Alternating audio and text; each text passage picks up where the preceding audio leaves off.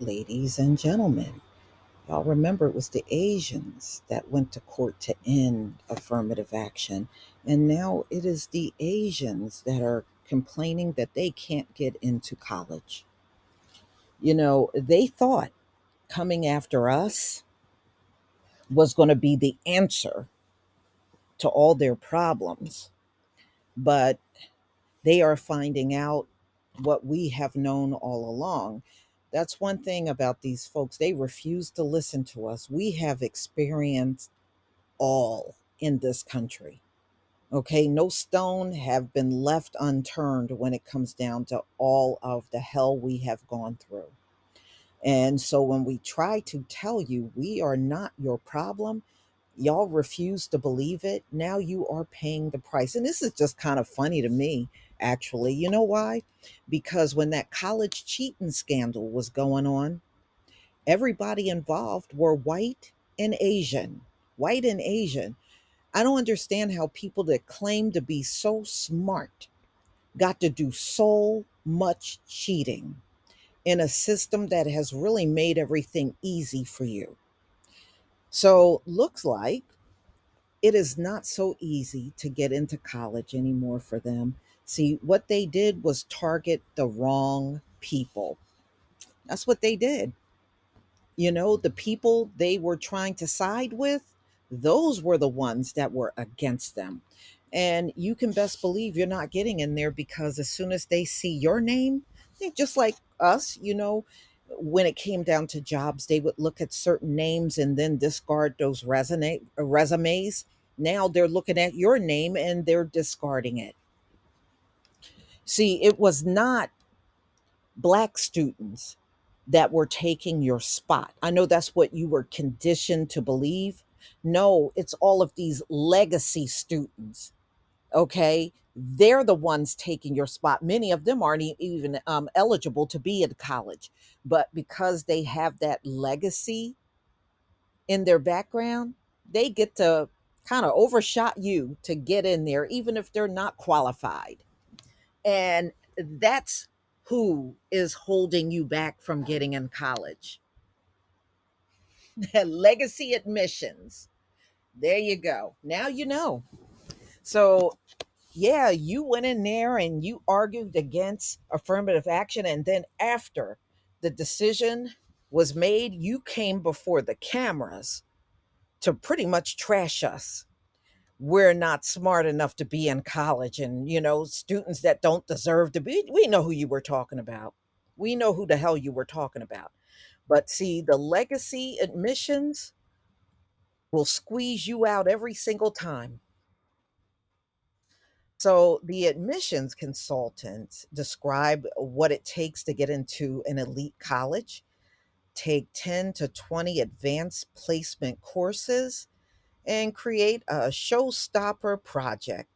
Asian students need to be extremely strategic in how they present themselves to avoid anti Asian discrimination.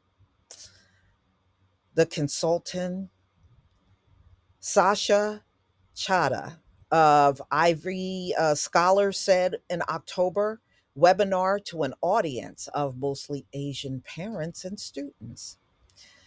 Edward Yen, who does not consider himself a tiger parent, wondered what extreme accomplishments his 11-year-old daughter will need to do to get into USC.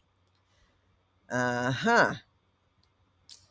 Well, paying money is not going to do it anymore. See, a lot of these people, ladies and gentlemen, I went to school with them. I did. And you know what they do? They allow them to sit in a group all together. And the ones that are notorious for that are the Arabs, the Asians, the East Indians. They sit in one group. And this is how they get through college. There may be one smart one among them, and they all copy off of that one person. They don't do nothing but copy. They copy their way through college and then turn around and tell you how smart they are. And the schools will allow it. They know they're cheating. They will allow it because of money their families are spending in donations to the college or gifting to a college. That's why it gets ignored. You can best believe if we sat in a group and did that, oh, they would be trying to separate you all through the whole class. But they're allowed to do it because of money. So, in the first college applicant this season, since the US Supreme Court struck down affirmative action, Asian American students are more stressed out than ever. Race conscious admissions were widely seen as a disadvantage to them, as borne out by disparities in test scores of admitted students. But many feel that race will still be a hidden factor and that standards are even more oblique than before. Ladies and gentlemen, are they telling us anything that we did not already know? We knew what the end result was going to be before it even got here. Now, guess what? Y'all can't do. You can't blame us. We're not the ones deciding whether you can get into college or not.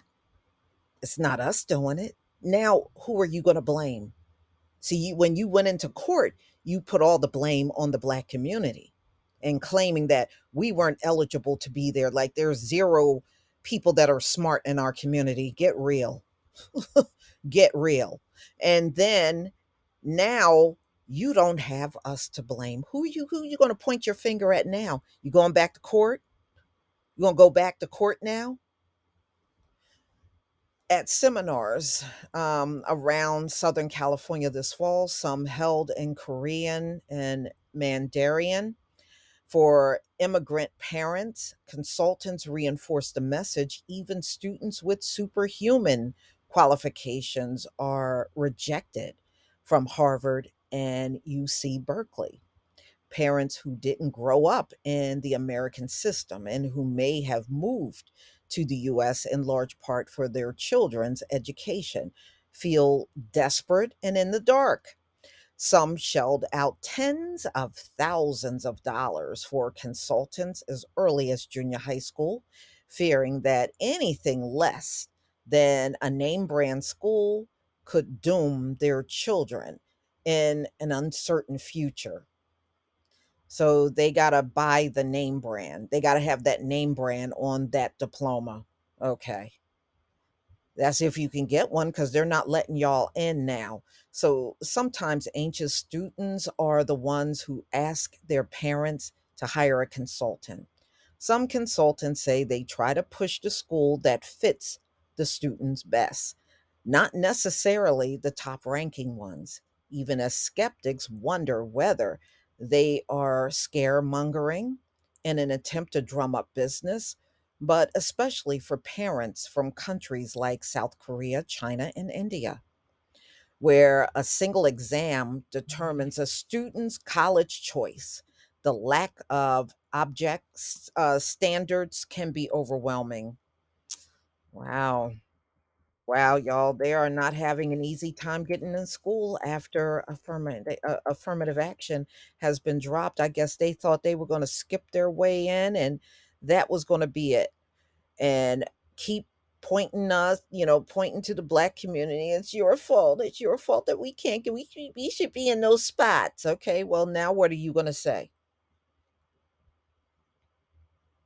Now, what are y'all going to say? Mm-mm-mm. They were really riding on having a much easier time getting into these colleges, y'all. That's looked like what they had their heart set on. They really believed that was going to be the case. Yin pointed out that going to a top college is no guarantee for a career success, with Asian Americans overrepresented in many campuses, yet underrepresented in leadership positions in government and other workplaces. They don't want them as leaders. They don't. They do not want these people as their leaders. So a lot of our Asian parents are thinking it's a golden ticket if you're able to get into Harvard or Yale, Yin said, president of Los Angeles Asian American Employees Association. All right, it figures somebody always calls, right? So, who lives in San Marino and whose parents immigrated from Taiwan? I just want my daughter to be healthy and safe. Oh boy. All right, they hung up. Okay. So anyway, she said, I just want my daughter to be healthy, safe, and I want her to be successful. So, yeah. So there's a student that had a 4.41 GPA and don't look like everything's working out for them. Mm-mm-mm. It don't look like that was a very good idea to run to the Supreme Court, does it? And y'all, it's going to be like this for you for years to come. It is. And y'all are going to take the blame for getting rid of it. And who's to say that that's why you're not getting in? Maybe they are punishing you. We didn't benefit from affirmative action. Actually, y'all benefited from it a lot more, and so did white women than we did. But I guess sometimes people got to learn everything the hard way. Y'all, please tell me what you think about this video. Please leave your comment and subscribe. Don't forget to hit on the notification bell, and I'll see you on the next video. Peace, family.